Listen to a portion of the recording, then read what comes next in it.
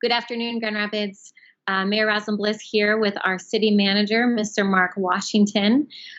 We wanted to give a few updates to you as we all adjust to the recent executive order by our governor, instructing us to stay home and stay safe. So as we enter this next 3 weeks together, we're going to try to regularly provide you with some updates, but also encourage you to comply with the governor's order as we all work really hard to stop the spread of the COVID-19 virus. So I'll turn it over to our city manager and we'll go back and forth. We are practicing social distancing. I'm in my office and he's in his, and we'll try to make sure that you have some good information and that you feel well supported by our city as we all work through this together. City manager? Thank you, Mayor. Good morning. Good afternoon, everyone. I wanted to reemphasize what the mayor said in terms of us making sure we practice good social distancing, and we're doing that in implementing our city services. They continue to be, walk-in services continue to be closed to the public. However, we are maintaining continuity of services. And we're doing it in a way that doesn't expose the public unnecessarily to illnesses, as well as our employees. We have noticed that there's been some questions about what we're doing around other services like parking and why are city employees continuing to enforce parking. And we've have reconsidered our parking operations, and it is not our intent to be enforcing parking in neighborhoods around hotels and other business venues. Obviously, there's been a reduction in daytime traffic, but we do think that it is important to enforce parking in areas where there are safety sensitivities. So around hospitals, around police and fire stations, fire hydrants, crosswalks, and other areas where there may be reserved parking for persons with disabilities. So our goal, we have reprioritized that element of the workforce. The other concern that I've heard is why are we risking the safety of city employees and having them do cleanup and cleaning in the downtown area? And I just want to clarify that what you may see is not necessarily city employees, but our ambassadors, our downtown ambassadors from Grand Rapids, Inc., who are cleaning infrastructure at bus stops, places where people may gather in safe social distance in spaces, and they're disinfecting, cleaning, sanitizing to make sure we reduce the spread of COVID-19. So those are some of the questions that I heard that perhaps we don't get the opportunity as frequently to clarify. We do put out a lot of information, but there's just so much information that comes from federal government, state government, county, and city that we're very intentional about not to not to over-inform in the wrong way. And we really are taking the lead of the state and the county health department. Yeah, Mayor, your thoughts on that? Yeah, I want to remind everyone that we are working hard. We are in emergency response mode. We have a great team in place here at City Hall helping lead that effort, but we're doing it really closely in conjunction and collaboration with our Kent County Health Department. They are the lead agency throughout the state. So the state is looking at our counties and the health departments because this is a public health crisis.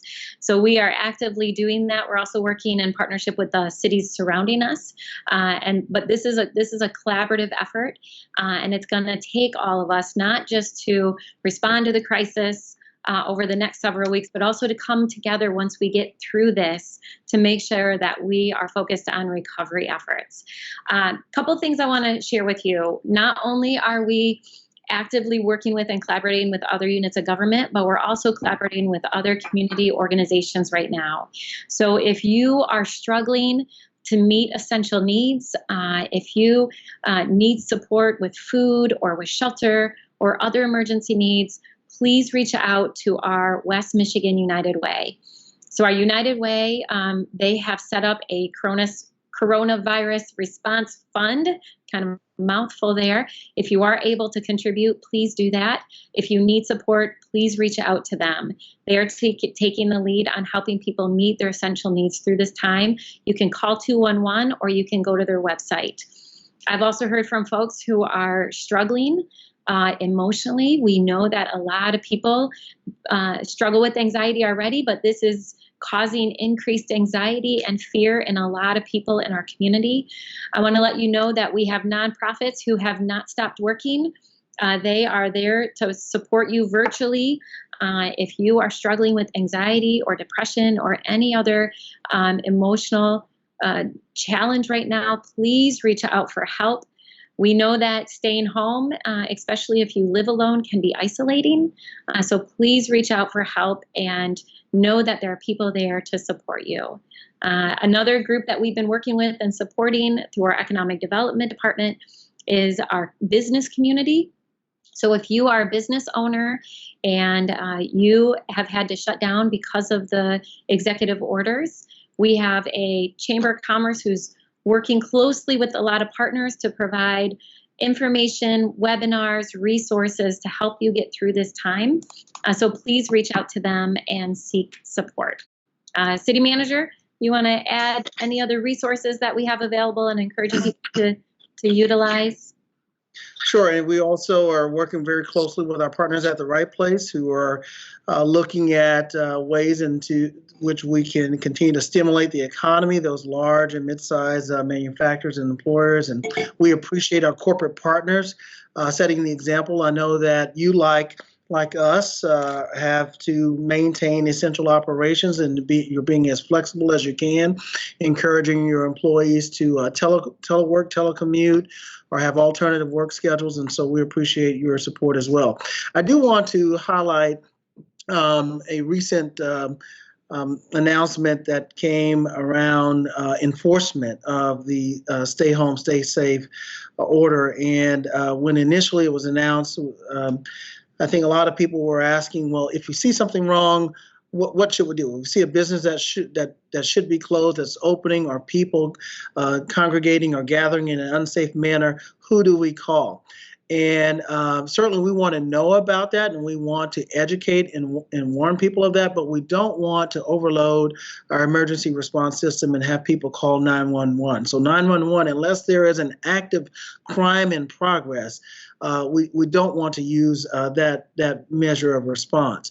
What we would suggest, however, is that you call 311, and we are working on protocols that would allow us to administratively notice, educate people about safe gatherings, or maintaining safe distances, or remaining at home, or even giving guidance on or better understanding whether or not they have critical infrastructure. There may be a reason why that business is open that contributes to the public health and safety that may not be readily known.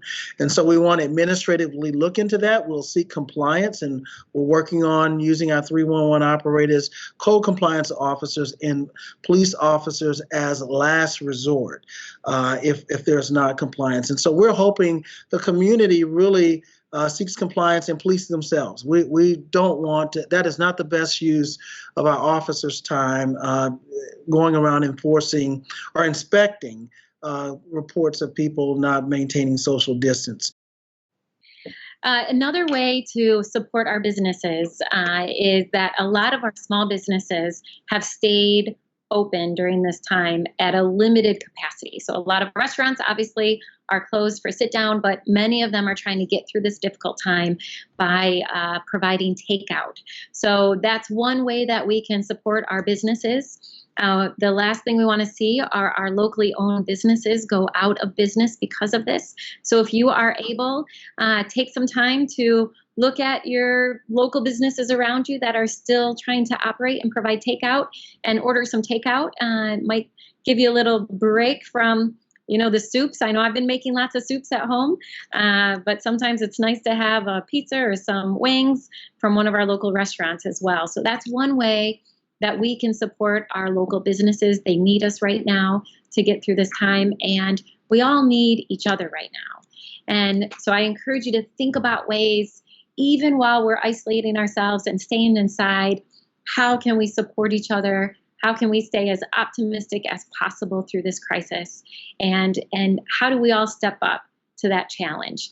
There's lots of fun things you can do. I've already been getting lots of ideas from residents all over our city. There are families who are decorating their windows with their children so that as people are out and about walking, they can see those windows.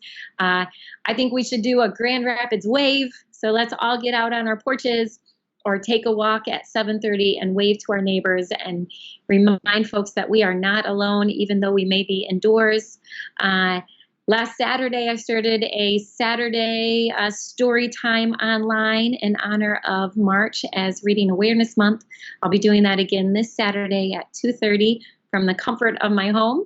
Hopefully I'll have lots of little boys and girls joining me for that. But there's lots of ways that we can continue to communicate and support one another electronically. So please take some time to think creatively and figure out ways that we can support one another. We will get through this together. I believe that we are a strong, strong community. We are a caring community. We are a compassionate community. Now is a time to come together. And the other thing we can do is that we can think about all of the people who are on the front lines, working day in and day out, taking care of the people who are sick, helping test people who are concerned about having COVID, all of our public service staff and public safety workers who are out there, all of those essential workers who continue to work, who aren't able to stay in their homes like we are. Let's make sure that we support them in any way that we can, but also that we keep them in our prayers. City Manager, any final thoughts? I think you have the benediction. Let's end it with a prayer. All right.